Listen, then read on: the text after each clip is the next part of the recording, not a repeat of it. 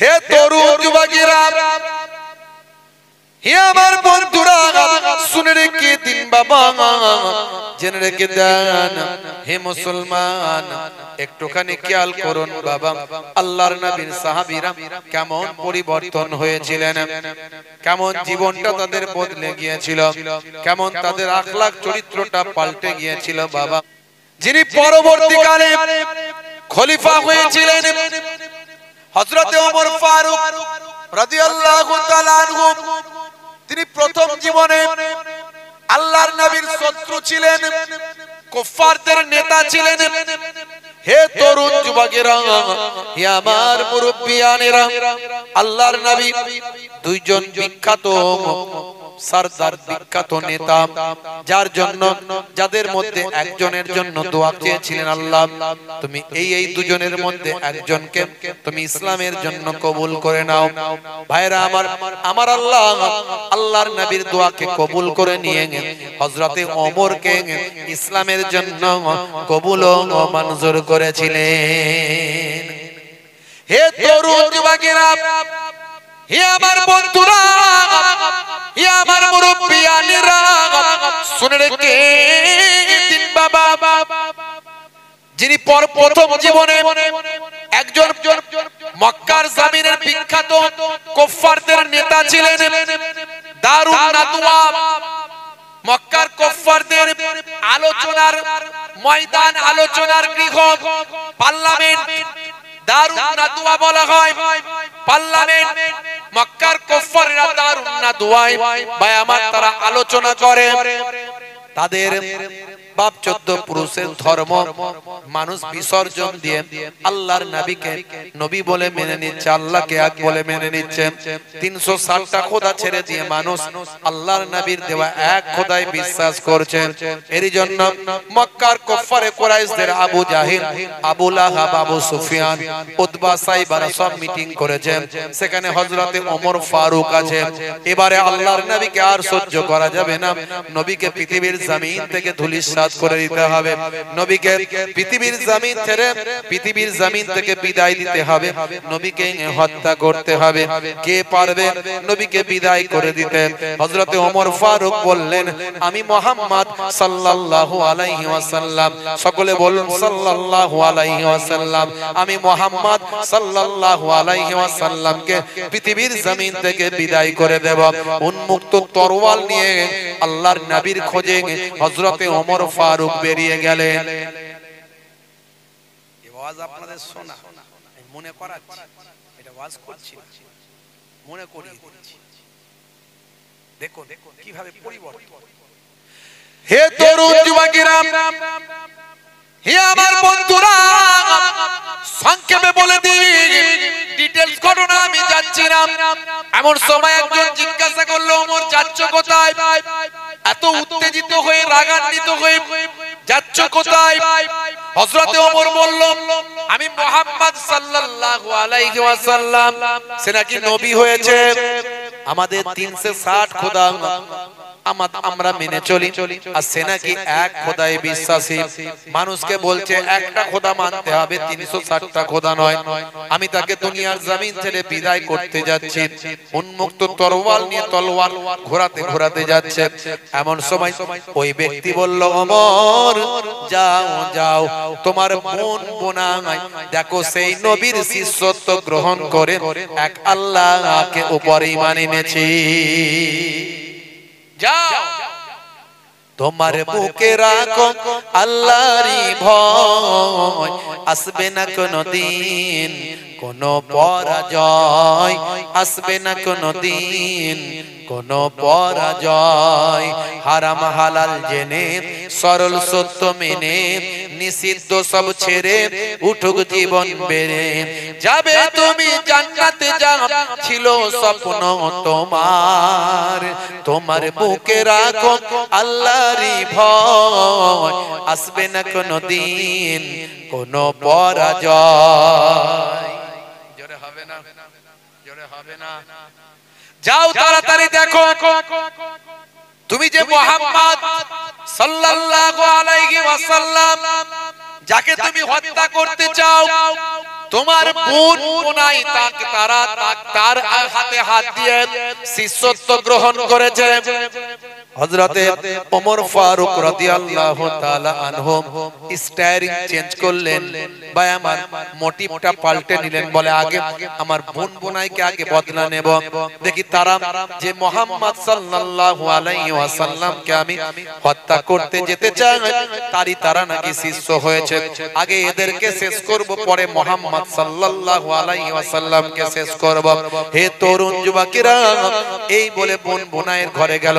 যখন বোন বোনাইয়ের ঘরে যাচ্ছে, ভাই আমার বোনের ঘরে বোনাইয়ের ঘরে যখন গেছে, দরজার বাইরে থেকে আল্লাহর কালামুল্লাহ পাক তেলাওয়াতের আওয়াজ পাওয়া যায়।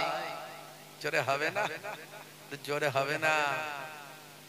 হে তরুণ যুবকেরা, হযরত ওমর উন্মুক্ত তরোয়াল নিয়ে রাগান্বিত অবস্থায় ঘরের ভিতরে ঢুকলেন।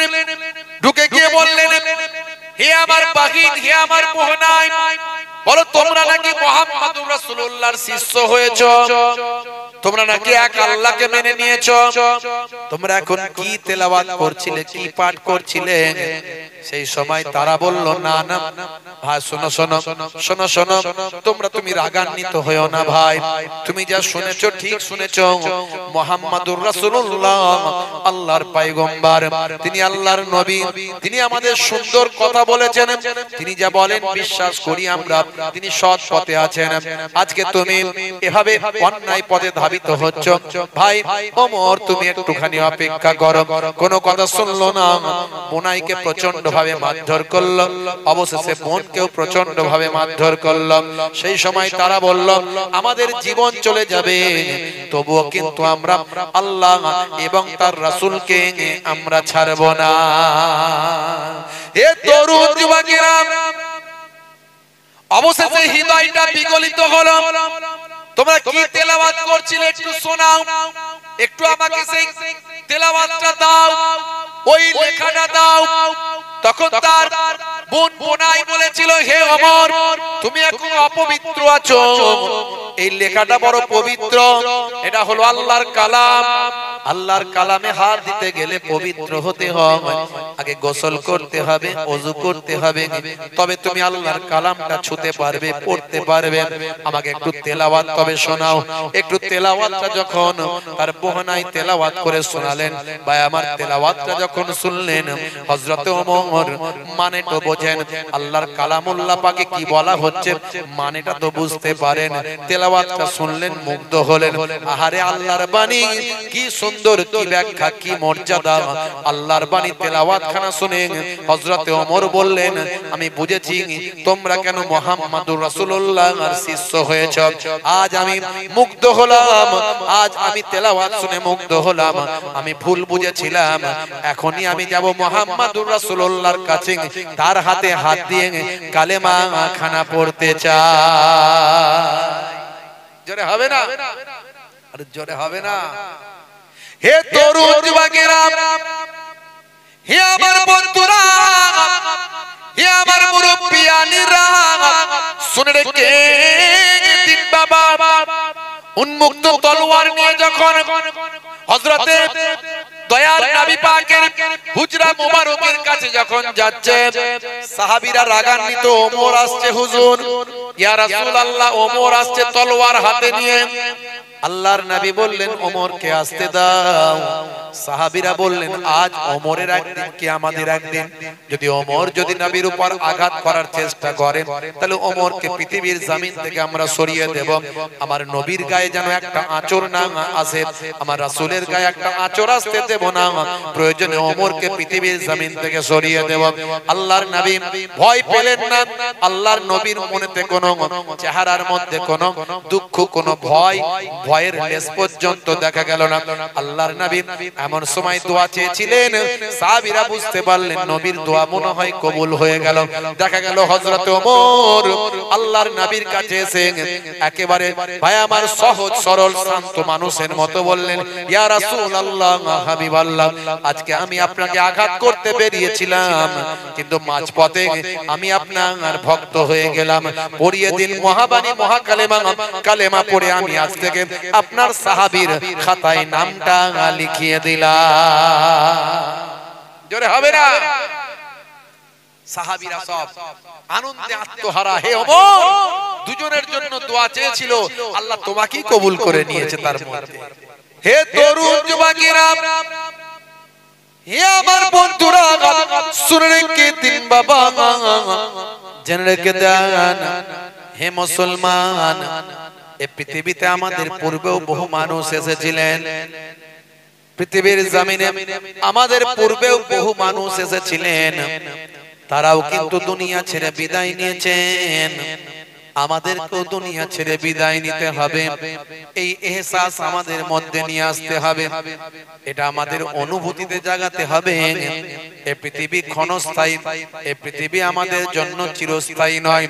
আমার আল্লাহ কোরআন মাজিদের মধ্যে বললেন, হে দুনিয়ার মানুষ শুনে রেখে দাও, বাল তুসিরুনাল হায়াতাদ দুনিয়া ওয়াল আখিরাতু খায়রুম ওয়া আবকা। এই দুনিয়া তোমাদের জন্য অল্প দিনের ক্ষণস্থায়ী, আর পরকালটা হলো তোমাদের জন্য চিরস্থায়ী। পৃথিবীর জমিনে অনেক রাজা মহারাজা, নেতা মহানেতা, পণ্ডিত ও অনেক শক্তিশালী মানুষ পৃথিবীর জমিনে এসেছেন বাবা, কিন্তু তারা দুনিয়ার জমিন ছেড়ে বিদায় নিয়েছেন। কেউ কিন্তু ক্ষণস্থায়ী, কেউ কিন্তু চিরস্থায়ী হয় না। হে তরুণ যুবকেরা, আল্লাহ বললেন বান্দারে, হে দুনিয়ার মানুষ শোনো, তোমাদেরকে আমি পৃথিবীর জমিনে বেকার তৈরি করি নাই, তোমাদেরকে তৈরি করেছি কেবলমাত্র আমার ইবাদত করবে। প্রত্যেকটা নবীরা, প্রত্যেকটা পয়গম্বরেরা, প্রত্যেকটা রাসূল, প্রত্যেকটা নবী, বড় পীর আব্দুল কাদের জিলানী, খাজা গরিব নওয়াজ, মাইনুদ্দিন চিশতি, নিজামউদ্দিন আউলিয়া, খাজা বাকি বললাম, সানাউল্লাহ পানিপতি, আহমদ শাহ সুলতান শাহ, হযরতে মাওলা আলী শাহ ফাতেহ আলী ওয়াইসি, হযরতে মুজাদ্দিদুজ জামান কুতুবুল আলম আমিরুশ শরিয়ত পীর আবু বকর সিদ্দিক রাহমাতুল্লাহ আলাইহি, সকলেই কিন্তু মানুষকে আহ্বান করেছেন, ডেকেছেন, হে দুনিয়ার মানুষ, তোমরা ঈমানদার হও, তোমরা আল্লাহকে বিশ্বাস করো, এক আল্লাহর উপর ঈমান আনো। আর এই পৃথিবী হলো ক্ষণস্থায়ী, পরকাল হলো চিরস্থায়ী। এই দুনিয়াতে যা ভালো কাজ করবে তার পুরস্কার আল্লাহ জান্নাত দেবেন, দুনিয়াতে খারাপ কাজ করলে তার পুরস্কার, তার পানিশমেন্ট হবে জাহান্নাম। এটা প্রত্যেকটা ওলি আউলিয়া, প্রত্যেকটা নবী পয়গম্বর বলেছেন। শুধু তাই নয়, প্রত্যেকটা নবী পয়গম্বর ঈমানের দাওয়াত দিয়েছেন, বান্দা ঈমানদার হয়ে যাও, তোমরা ঈমানদার হয়ে যাও, আল্লাহকে এক বলে মানো, আসমানি কিতাব সমূহকে মানো, ফেরেশতাদের বিশ্বাস করো মানো, আর পরকালকে বিশ্বাস করো মানো। ভাগ্যে ভালো মন্দ যা কিছু হয় সবই আল্লাহর পক্ষ থেকে হয়, এটা বিশ্বাস করো। কখনো তোমার ভাগ্যকে তুমি আল্লাহর উপর যেটা ন্যস্ত করেছো তার উপর অসন্তুষ্ট থেকো না। ওর হলো আমার কেন হলো না, ও পেলো আমি কেন পেলাম না, ওর গেল আমি কেন গেলাম না, ওর এটা হলো আমার কেন হলো না। মনে রাখতে হবে, ভাগ্যে যা কিছু হয় সবই আল্লাহর পক্ষ থেকে হয়। ওয়াল কদরি খাইরিহি ওয়া শাররিহি মিনাল্লাহি তাআলা। হে তরুণ যুবকেরা, প্রত্যেকটা নবী, প্রত্যেকটা রাসূল, পয়গম্বর, আউলিয়া কিরাম সারাটা জীবন ধরে বারবার বলেছেন, বান্দা, ওরে নবীর গোলাম, আল্লাহর উপর ভরসা রেখে তোমার ভাগ্যকে দোষারোপ করবে না। বন্ধুরা আমার, তরুণ যুবকেরা, ভাগ্যে ভালো মন্দ যা কিছু হয় আল্লাহর কাছ থেকে হয়। এটা তুমি বিশ্বাস করবে, এটা তোমার ঈমান। শুধু তাই নয়, হে দুনিয়ার মানুষ শুনে রেখে দাও, এই মৃত্যুর পরে তোমাদের আবার জীবিত হতে হবে, আল্লাহর কাছে ফিরে আসতে হবে। এই মৃত্যুর পরে জীবিত হতে হবে, কিয়ামতের দিন হবে, বিচারের দিন হবে, এটা তোমাকে বিশ্বাস করতে হবে। এই এত কিছু, সব কিছুকে বিশ্বাস করো, এর নাম হলো ঈমান। সেই ঈমানটা মজবুত করবে, কারণ সিম কার্ড ছাড়া মোবাইলের কোনো দাম নাই, সিম কার্ড ছাড়া মোবাইলের কোনো দাম নাই। মোবাইলের কোনো হোয়াটসঅ্যাপ, ফেসবুক, কোনো অ্যাপ ডাউনলোড করতে গেলে সিম কার্ডের নাম্বার চাই। সিম কার্ড ছাড়া মোবাইলের কোনো মূল্য নাই। তোমার এই অ্যান্ড্রয়েড বডিটা, এই অ্যান্ড্রয়েড বডির একটা সিম কার্ড আছে, এই সিম কার্ড ছাড়া অ্যান্ড্রয়েড বডিরও কোনো মূল্য নাই। সেই সিম কার্ডটার অন্য কিছু নয়, সেই সিম কার্ডটার নাম হলো ঈমান। ঈমানের সিম কার্ডটা ঠিক করে লাগাও। ঈমানের সিম কার্ডটা যদি লাগাতে পারো, তবে তুমি নাম্বারটা পাবে। সেই নাম্বারটা হলো কালেমার নাম্বার। হে তরুণ যুবকেরা, এই কালেমার নাম্বার দিয়ে তুমি এবার ডাউনলোড করতে পারবে, যে নাম্বার দিয়ে ডাউনলোড করতে পারবে অ্যাপ। একটা অ্যাপের নাম হলো ওখানে হোয়াটসঅ্যাপ, ওখানে ফেসবুক, এখানে একটা অ্যাপের নাম হলো নামাজ, একটা অ্যাপের নাম হলো রোজা। ওখানে যেমন হোয়াটসঅ্যাপ, ফেসবুক দিয়ে বন্ধুর সঙ্গে বন্ধুর যোগাযোগ হয়, এখানে তেমন নামাজ রোজার অ্যাপ দিয়ে আল্লাহর সঙ্গে বান্দার যোগাযোগ হয়। ঈমানটাকে আগে মজবুত করতে হবে। প্রত্যেকটা নবী, প্রত্যেকটা পয়গম্বর ঈমানের সাথে সাথে ইবাদতের দাওয়াত দিয়েছেন। আল্লাহ বলছেন, বান্দারে আমি পৃথিবীর জমিনে তোদেরকে পাঠিয়েছি আমার ইবাদত করার জন্য। হে তরুণ যুবকেরা, ইবাদত মানে হলো নামাজ, ইবাদত মানে হলো রোজা, ইবাদত মানে হলো হজ যাকাত, ইবাদত মানে হলো তেলাওয়াত।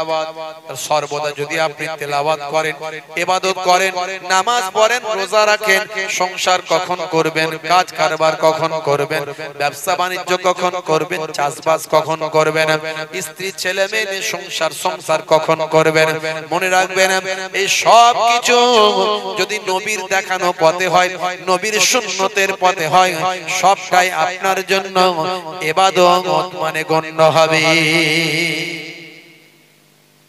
আপনি চাষ করবেন, নবী যেমন করতে বলেছেন। আপনি ব্যবসা করবেন, লোককে ঠকাবেন না। নবী আমার মাঝে মাঝে ঘুরে বেড়াতেন, দেখতেন আমার সাহাবীরা ব্যবসা করছে, কাউকে ঠকাচ্ছে না তো। দেখেছেন নবী কেমন শিক্ষা দিচ্ছেন। একদিনকার ঘটনা, আল্লাহর নবী মদিনার বাজারে ঘুরে বেড়াচ্ছেন। হে তরুণ যুবকেরা, হে আমার বন্ধুরা, নবী আমার মদিনার বাজারে ঘুরে বেড়াচ্ছেন।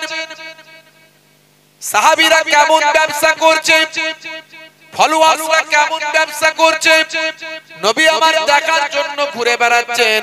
ঘুরতে ঘুরতে ঘুরতে ঘুরতে দয়ার নবী আমার বাজারে গিয়ে এমন সময় দেখতে পাওয়া যায় বাজারে সাহাবী গমের ঠেক লাগিয়েছে, গম বিক্রি করছে। অনেক উঁচু পর্যন্ত গম স্তূপ করে দিয়েছে, গমের ঠেক লাগিয়েছে, গম বিক্রি করছে। আল্লাহর নবী পরীক্ষা করছেন সাহাবীরা কেমন গম বিক্রি করছে, কেমন ব্যবসা করছে। নবী আমার হাতটা গলিয়ে দিলেন, গমের টিলার ভিতরে হাতটা ঢুকিয়ে দিলেন। বেশ কিছুটা হাত গমের স্তূপের ভিতরে ঢুকিয়ে দিয়ে তলা থেকে এক মুষ্টি তাজা গম তিনি বের করলেন। দেখলেন তলার ওই গমটা হলো ভিজা গম। আল্লাহর নবী সাহাবীকে বললেন, সাহাবী এটা কেমন ব্যবসা, উপরে শুকানো গম আর নিচেতে ভিজা গম। দেখেছেন ব্যবসা শেখাচ্ছেন, লোককে ঠকানো যাবে না। বলে হুজুর একটু ব্যবসার মধ্যে মিথ্যা কথা আর এসব না করলে কি লাভ করা যায়? হ্যাঁ, কাস্টমারও তো মারাত্মক, যা দাম বলে তার হাফ দাম বলে, কথা ঠিক না ভুল? যা দাম বলে তার হাফ দাম বলে, আর সবে তো শুধু ফ্রি খোঁজে, ফ্রি। তো হুজুর কি করব বলেন তো? হ্যাঁ, দোকানদার চিন্তা করছে কাস্টমারের জ্বালা, দোকানদার বলছে এবার দোকান ছেড়ে পালা, কি করি রে ভাই? হে তরুণ যুবকেরা, আল্লাহর নবী বললেন শোনো, হে সাহাবী শুনে রেখে দাও, কি ব্যাপার কি ব্যাপার? তলাতে ভিজা গম, উপরে শুকানো গম, বিষয়টা কি? এই ব্যবসা কে শিখিয়েছে? সাহাবী ভয় পেয়ে গেলেন, ভীত হলেন। ইয়া রাসূলুল্লাহ, হাবিবাল্লাহ, ক্ষমা করবেন হুজুর, মদিনার বাজারে আপনার রাজত্বে কোনো চোর নাই, দস্যু নাই, ডাকাত নাই। মদিনার বাজারে আপনার রাজত্বে এই জামানায় মদিনার ভিতরে কোনো চোর নাই, দস্যু নাই, ডাকাত নাই। আপনি এমন আইন করেছেন, এত সুন্দর জীবন ব্যবস্থা করেছেন, কোনো চুরি আর হয় না। যারা চোর ছিল তারাই তো রক্ষক, যারা ভক্ষক ছিল তারাই তো রক্ষক হয়ে গেছে। যারা নারীর সতীত্ব নিয়ে টানাটানি করত, তারা নারীর সতীত্ব রক্ষার জন্য নিজেদের জীবন উৎসর্গ করেছেন। মদিনার জমিনকে আপনি পাল্টে দিয়েছেন, অন্যায় অত্যাচার অবিচার সব বন্ধ হয়ে গেছে। তাই মদিনার বাজারে কোনো চোর নাই। আমরা যে ব্যবসাটা করি হুজুর, সে ব্যবসাটা করতে করতে যখন সন্ধ্যা হয়ে যায়, সন্ধ্যার সময় মাল রেখে দিয়ে বাড়ি চলে যায়, আবার পরের দিন সকালবেলা আবার অন্য সব মাল নিয়ে এসে তার উপর ঢেলে দিন। হুজুর গতকাল ব্যবসা করতে করতে কিছুটা গম রয়ে গিয়েছিলাম, কিছুটা গম থেকে গিয়েছিলাম, এর ফলে আমি ওই অবস্থায় বাড়ি চলে গিয়েছিলাম। যেহেতু মদিনার বাজারে কোনো চোর নাই, চুরি চামারি হয় না, ওই অবস্থায় আমি বাজার ছেড়ে দিয়ে চলে গিয়েছিলাম। সকালবেলা বাড়ির থেকে আবার গম নিয়ে এসে তার উপর ঢেলে দিয়েছিলাম। আর আপনি এসে তলার গমটা উপর থেকে তলার গমটা ভিতরে হাত গলিয়ে তুলেছেন। এই গমটা আসলে আকাশের শিশিরে ভিজে গিয়েছিল। এই রাতের বেলা শিশির পড়েছে, সেই শিশিরের পানিতে গমটা ভিজেছিল। আল্লাহর নবী বললেন না, এইভাবে ব্যবসা চলবে না, ওজনে কম বেশি চলবে না। আমার আল্লাহ কোরআন মাজিদে ওজনে কম বেশি করতে বারণ করে দিয়েছেন। হে তরুণ যুবকেরা, হে আমার মুরব্বিয়ানেরা, আমার আল্লাহ ব্যবসা কেমন হবে বলেছেন? ওজনে কম বেশি দেওয়া যাবে না, ওজনে ঠকানো যাবে না। ও বা হে সাহাবী শুনে রেখে দাও, যে আমার তরিকাকে অনুসরণ করে না, যে আমার সুন্নতকে অস্বীকার করে, যে আমার তরিকা অস্বীকার করে, সে আমার দলভুক্ত নয়। এইভাবে ব্যবসা হে সাহাবী তুমি করো না। দেখেছেন, আমার নবী ব্যবসা পর্যন্ত শিখিয়ে দিয়েছে। আল্লাহর নবী, আল্লাহ রাসূল কিভাবে আপনি খাবেন সেটা নবী শিখিয়েছেন, কিভাবে আপনি ঘুমাবেন সেটা নবী শিখিয়েছেন, মাথার চুলটা কেমন ভাবে আঁচড়াবেন।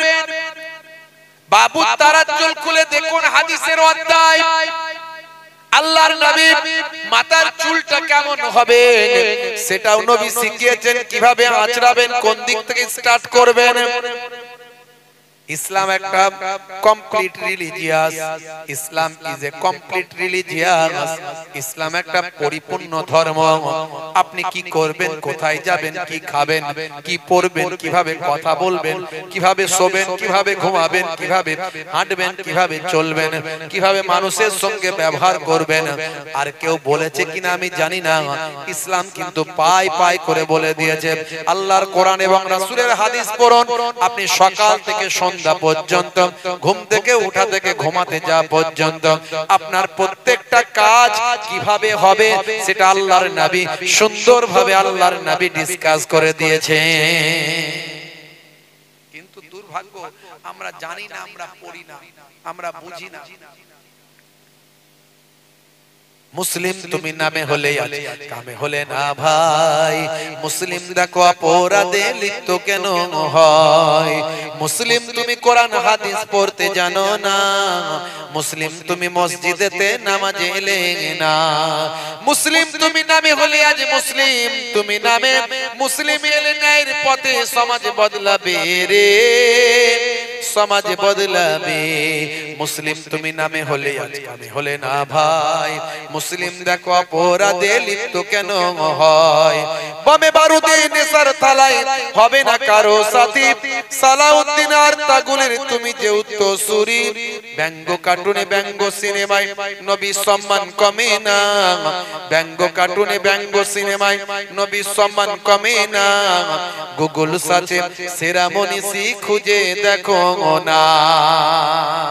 জোরে হবে না, জোরে হবে না। আল্লাহর নবী সব শিখিয়ে দিয়েছে।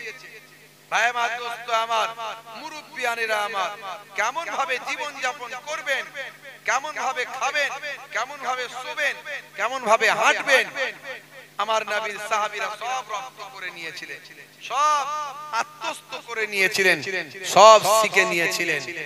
ভাইরা আমার, তাই সাহাবায়ে কেরামদের জীবনটা বদলে গিয়েছে। হে আমার ইসলামী ভাই, হে আমার ইসলামী ভাই, আমাকে ডেকে নাও নবী দো জাহান, আমি যে তোমার গো মদিনার গোলাম। জোরে হবে না, আর জোরে হবে না। আমাকে ডেকে নাও নবী দো জাহান, আমি যে তোমার গো মদিনার গোলাম। তোমারই নামটা মনেতে এঁকেছি, তোমারই ফুল দিয়ে মালা গেঁথেছি, তোমারই ইশকে আমি যে ডুবেছি, তোমারই সাফাত আমি যে চেয়েছি। আমাকে ডেকে নাও নবী দো জাহান, আমাকে ডেকে নাও নবী দো জাহান, আমি যে তোমার গো মদিনার গোলাম। আল্লাহুম্মা সাল্লি আলা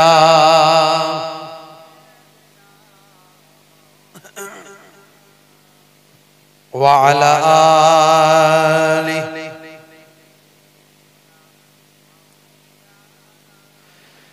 তুমি যে এ ধরাই নিয়ে এলে শান্তি, লাখো কোটি হৃদয়ে পেল যে প্রশান্তি। তুমি যে এ ধরাই নিয়ে এলে শান্তি, লাখো কোটি হৃদয়ে পেল যে প্রশান্তি। তোমারই নামেতে কলম ধরেছি, তোমারই নাত আমি কণ্ঠে গেয়েছি। জোরে হবে না, জোরে হবে না। তোমারই নামেতে কলম ধরেছি, তোমারই নাত আমি কণ্ঠে গেয়েছি। আমাকে ডেকে নাও নবী দো জাহান, আমাকে ডেকে নাও নবী দো জাহান, আমি যে তোমার গো মদিনার গোলাম। আল্লাহুম্মা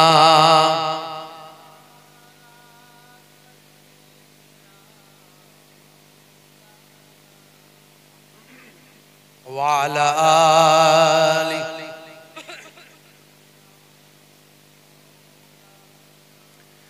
আমি হব মদিনার সারা বেলা ঝাড়ুদার, রওজার কিনারে কেটে যাবে দিন আমার। আমারি স্বপ্ন যদি হয় গো পূরণ, ধন্য হবে মোর জীবন মরণ। আমারি স্বপ্ন যদি হয় গো পূরণ, ধন্য হবে মোর জীবন মরণ। আমি হব মদিনার সারা বেলা ঝাড়ুদার, রওজার কিনারে কেটে যাবে দিন আমার। আল্লাহুম্মা সাল্লি আলা ওয়া আলা আলি। আমি হব রাসূলের রওজার চৌকিদার, হতে পারি যেন গো সাফাতের দাবিদার। আমি হব রাসূলের রওজার চৌকিদার, হতে পারি যেন গো সাফাতের দাবিদার। আমারি স্বপ্ন যদি হয় গো পূরণ, আমারি স্বপ্ন যদি হয় গো পূরণ, ধন্য হবে মোর জীবন মরণ। আমারি স্বপ্ন যদি হয় গো পূরণ, ধন্য হবে মোর জীবন মরণ। আমি হব মদিনার সারা বেলা ঝাড়ুদার, রওজার কিনারে কেটে যাবে দিন আমার। আল্লাহুম্মা সাল্লি আলা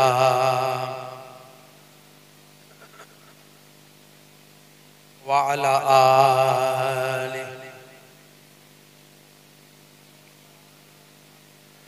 وقال الله تعالى في كلامه المجيد والفرقان الحميد: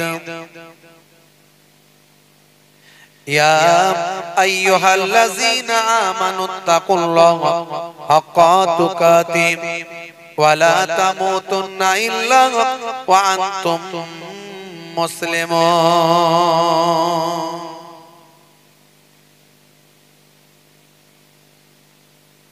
وقال الله تعالى أيضا في كتابه مخبرا: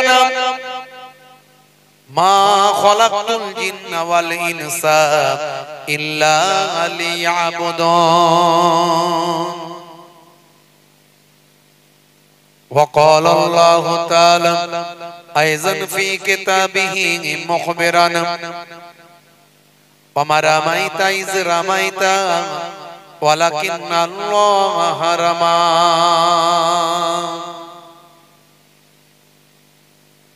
وقال النبي صلى الله عليه وسلم: من تمسك بسنتي عند فساد أمتي فله الأجر 100 شهيد إلى آخر الحديث، أو كما قال عليه الصلاة والتسليم.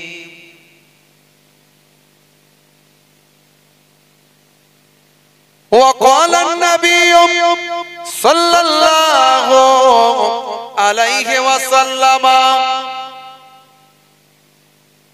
لا يؤمن أحدكم حتى أكون أحب إليه من والده وولده والناس أجمعين إلى آخر الحديث، أو كما قال عليه الصلاة والسلام.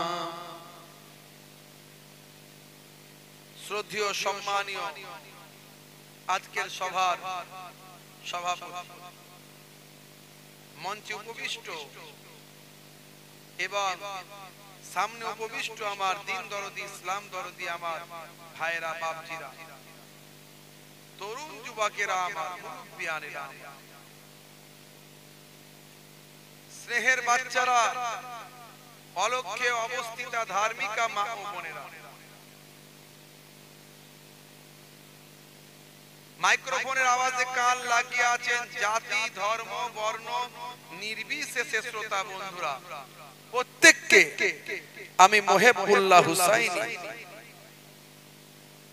আমার হরিণখোলা দরবার শরীফের পক্ষ থেকে আন্তরিক সালাম, শুভেচ্ছা, ভালোবাসা জ্ঞাপন করি। আল্লাহ পাকের রহমত সমস্ত ঈমানদারের উপর হোক। জোরে বলুন আল্লাহুম্মা আমিন। জোরে হবেন আল্লাহুম্মা আমিন। ভাইরা আমার, এই ঠান্ডার রাত্রিতে কিছু সময়ের জন্য আলোচনা, জিকরুল্লাহ, জিকরুন নবীর আলোচনা। আমরা দীর্ঘ সময় ধরে আলোচনা শুনেছি আলহামদুলিল্লাহ। আর কিছু সময়ের জন্য একটু আলোচনা শুনে, দু চার কথা শুনে আমরা দোয়ার মধ্যে দিয়ে শেষ করব এবং আমরা নিজেদের জীবনকে বাস্তবায়িত করব। ভাইরা আমার, ওয়াজের আসল উদ্দেশ্য হলো আমাদেরকে আল্লাহর পথে, রাসূলের পথে ফিরে আসা, কোরআন এবং হাদিসের পথে ফিরে আসা, আমাদের জীবন জিন্দেগিকে বোঝা জানা। এই পৃথিবী আমাদের জন্য একটা শস্য ক্ষেত্র। এখানে আমরা যেমন চাষ করব তেমন তার ফলটা হাসরের ময়দানে আমাদের দেওয়া হবে। আর দুনিয়াও মাজরাআতুল আখিরাহ, দুনিয়া হলো পরকালের শস্য ক্ষেত্র। এটা অনুধাবন, অনুমান, অনুভূতিতে তৈরি করা, এগুলি হলো ওয়াজের উদ্দেশ্য। গতানুগতিক জীবন পরিহার করে আল্লাহ এবং রাসূলের পথে ধাবিত হওয়া, এটাই হলো ওয়াজের উদ্দেশ্য। আজকের যুগটা কোথায় যে নেমেছে তা আমাদের কি মনেতে জেগেছে? কোথায় গেলে ওই শান্তি পাওয়া যায়, সে আলোচনাতে সবাই যে মেতেছে। আল্লাহুম্মা সাল্লি আলা সাইয়্যিদিনা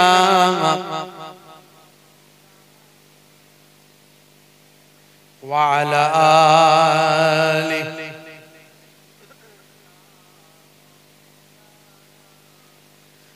रसूल तुमी दयार सागर हाबिब आल आमीन তোমার দয়ায় পূর্ণ হলো সারা পৃথিবী।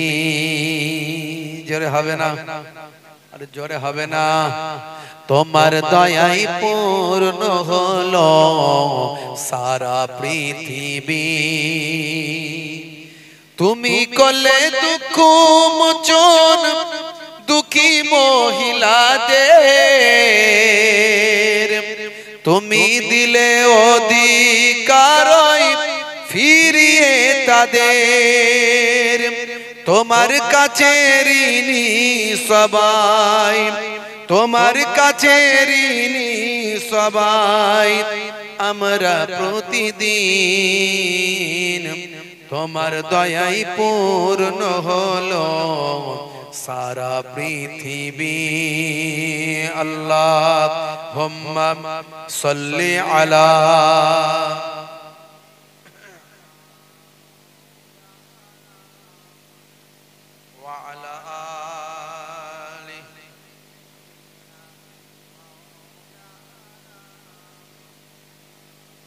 এ তরুণ যুবকেরা, আমরা যে ইহুদি এবং নাসারা বলি, এগুলো ইব্রাহিম নবীর জামানার আগে কিছু ছিল না। ইসলাম নাম প্রত্যেকটা নবীরা আল্লাহর কাছে দোয়া চেয়েছিলেন, হে আল্লাহ আমাকে ঈমানের হালতে রাখো, আমাকে ইসলামের হালতে রাখো, আমাকে মুসলিমের হালতে রাখো। প্রত্যেকটা নবী পয়গম্বর মুসলমান ছিলেন বা আমার ইসলাম ধর্ম মেনেছিলেন। প্রত্যেকটা নবী পয়গম্বর ঈমানের সঙ্গে জীবন যাপন করেছিলেন। এই জন্য ইসলাম ভাই আমার পৃথিবীর শুরু থেকে ইসলাম ধর্ম, আর ইসলাম ধর্ম কমপ্লিট হয়েছে আমার আপনার নবীর হাত ধরে। কেউ কেউ বলে ইসলাম ধর্ম নাকি সবচেয়ে শেষের, না না জানে না, আমার নবীর হাত ধরে বিদায় হজের সময় ইসলাম ধর্ম কমপ্লিট ধর্মেতে পরিণত হয়েছে, কমপ্লিট রিলিজিয়াসে পরিণত হয়েছে, পরিপূর্ণতা লাভ করেছে। কিন্তু ইসলাম ধর্ম এসেছে বাবা আদম আলাইহিস সালাম থেকে। আজ থেকে ৭০০০ বছর আগে পৃথিবীর বুকে যে মানুষটা প্রথম এসেছিলেন তিনি হলেন হযরতে আদম আলাইহিস সালাম। আমরা বলি আদম, ইয়াহুদ নাসারারা বলে অ্যাডাম, আমরা বলি হাওয়া, তারা বলে ঈব, আমরা বলি ইব্রাহিম, তারা বলে আব্রাহাম, আমরা বলি দাউদ, তারা বলে ডেভিড, আমরা বলি সুলাইমান, তারা বলে সুলেমান, আমরা বলি মুসা, তারা বলে মোজেস, আমরা বলি ঈসা, তারা বলে যিশু, আমরা বলি মারিয়াম, তারা বলে মেরি, আমরা বলি ফেরাউন, তারা বলে ফারাও। খালি নামগুলো পাল্টে গেছে, ব্যক্তিগুলো এক। হে তরুণ যুবকেরা, কিন্তু ফারাও বা ফেরাউন এগুলো হলো উপাধি, যেমন রাজা, বাদশা, সুলতান এগুলো হলো উপাধি। হে তরুণ যুবকেরা, বহু পূর্বে থেকে ইয়াহুদ এবং নাসারা এবং ইসলামের ভাই আমার একটা পূর্ণ ভূমি হলো ওই বাইতুল মুকাদ্দাস। যেহেতু বনি ইসরাইল এসেছে হযরতে ইয়াকুব নবীর বংশধর থেকে, ইয়াকুব নবীর 11টা সন্তান। ভাই আমার, হে তরুণ যুবকেরা, হে আমার মুরব্বিয়ানেরা, শুনে রেখে দিন বাবা, জেনে রেখে দেন মুসলমান, একটুখানি খেয়াল করুন। হে জওয়ান যুবকেরা, হে আমার মুরব্বিয়ানেরা, ভাইরা আমার, তরুণ যুবকেরা আমার, ইয়াকুব নবীর এই সন্তানদের মধ্যে থেকে একটা সন্তানের নাম হলো ইয়াহুদা। ইয়াহুদা হযরতে ইউসুফ নবীকে তার ভাইদেরকে নিয়ে ভাই আমার কূপে ফেলে দিয়েছিল, কুয়াতে ফেলেছিল। এই যে ভাই আমার ইয়াকুব নবীর 12টা সন্তান বাবা, হে জওয়ান যুবকেরা, মুরব্বিয়ানেরা, দুই ভাই একদিকে, বাকিরা আর একদিকে। ভাই আমার বনিয়ামিন হযরতে ইউসুফ নবীর নিজের ভাই। হে জওয়ান যুবকেরা, এই ইয়াকুব নবীর সন্তান ইয়াহুদার বংশধররা, সেখান থেকে ইয়াহুদ হযরতে ঈসা নবীর জামানায় যারা ঈসা নবীকে মেরে ফেলতে চায়, ঈসা নবীকে অবৈধ মনে করে, বৃত্তিহীন মনে করে, আল্লাহর কুদরতি ক্ষমতায় মারিয়ামের গর্ভে আমার আল্লাহ কুদরতি ভাবে আমার আল্লাহ জন্ম দিলেন বিনা পিতার সন্তান হযরতে ঈসা রূহুল্লাহকে। আমার আল্লাহ পৃথিবীর মানুষকে শিক্ষা দেওয়ার জন্য ঈসা নবীর কোন পিতা দিলেন না, পিতাবিহীন সন্তান দিলেন। আমার আল্লাহ বুঝিয়ে দিতে চান পৃথিবীর মানুষকে, হে পৃথিবীর মানুষ দেখো, আমি আল্লাহ আমার ক্ষমতা পিতা মাতা ছাড়া পৃথিবীর জমিনে মানুষ সৃষ্টি করেছি, তার নাম হলো হযরতে আদম আলাইহিস সালাম।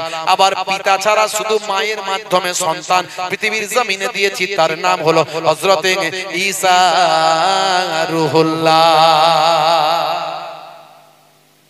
কিন্তু ইয়াহুদরা মানতে পারে না। হে তরুণ যুবকেরা, ইয়াহুদরা ইলজাম দিল, বদনাম দিল, ঈসা নবীকে মেরে ফেলতে চায়। ভাইরা আমার, ইয়াহুদরা তারা মুসা নবীকে মোজেস মনে করে, মুসা নবীকে তারা মেনে চলে, তারা মেনে চলে তোরাহ, তাওরাতকে বলে তোরাহ, ইনজিলকে ভাই আমার ঈসা নবীর কাছে যে ইনজিল সেটা তারা মানে না, তারা তাওরাতকে তোরা বলে মানে। হে তরুণ যুবকেরা, হে আমার মুরব্বিয়ানেরা, তাই ইয়াহুদরা হযরতে ঈসা নবীকে মেরে ফেলতে চায়। আর ঈসা নবীকে যারা বাঁচাতে চায়, ঈসা নবীর যারা শিষ্য ছিল তারা হলো নাসারা, বর্তমানে তারা হলো নাসারা। তাই তারা দেখবেন তাদের মাঝখানে ওই যে ক্রুশ বিদ্ধ করা ভাই আমার একটা মানুষের ছবি দেখা যায়, সেটাকে তারা ভাই আমার যিশু বলে, আর আমরা বলি ঈসা। আসলে ঈসা নবী মারা যাননি। ঈসা নবীকে যখন মারার চেষ্টা করা হয়েছিল, তখন যে সবচেয়ে বেশি শত্রুতা করেছিল তাকে আল্লাহ ঈসা নবীর চেহারা দিয়েছিল। সেই চেহারা দেখে তারা নিজেদের লোককে মেরে ফেলেছিল। ভাই আমার, আসলে ঈসা নবীকে আল্লাহ আকাশে তুলে নিয়েছিলেন। ঈসা নবী আমার নবীর জীবন জিন্দেগির কথা জানতে পেরে আমার নবীর ক্ষেত্রে বলেছিলেন, কোরআন মাজিদ খুলে দেখো না, আমার নবীর সুসংবাদ দিয়েছিলেন ঈসা নবী, ও মুবাশশিরাম বিরাসূলিন, একজন রাসূলের সুসংবাদ দিলেন ঈসা নবী। তার শিষ্যদের বললেন, শোনো, আমার পরে একজন নবী আসবেন, ইয়া আমার পরে একজন নবী আসবেন, ইয়াতি মিন বাদি ইসমুহু আহমদ, আমার পরে একজন প্রফেট আসবেন যার নাম হবে আহমদ। আল্লাহর নবীর নামখানা শুনে, আল্লাহর নবীর মর্যাদা সম্মানের কথা শুনে, আখিরি জামানার পয়গম্বরের ইজ্জতের কথা শুনে হযরত ঈসা রূহুল্লাহ বলেছিলেন, হে আমার আল্লাহ, আহারে আমি যদি নবী না হয়ে আখিরি জামানার পয়গম্বরের উম্মত হয়ে যেতাম, ইয়া লাইতানি কুনতু মিন উম্মতে মুহাম্মাদিন, হায় হায় হায় কত না ভালো হতো। আমার আপনার নবীর উম্মত হিসাবে আখিরি জামানায় হযরত ঈসা রূহুল্লাহর আগমন ঘটবে। ঈসা রূহুল্লাহ চৌথা আসমানে উঠে গেছেন, আর যে মারতে গিয়েছিল তাকে আল্লাহ ঈসা নবীর চেহারা বানিয়েছেন। বুঝতে পারছেন? পরবর্তীকালে দাজ্জালের ফিতনা থেকে মানুষকে হেফাজতের জন্য ইমাম মাহদিকে সাহায্য করতে হযরত ঈসা রূহুল্লাহর আগমন ঘটবে। জোরে বলুন সুবহানাল্লাহ।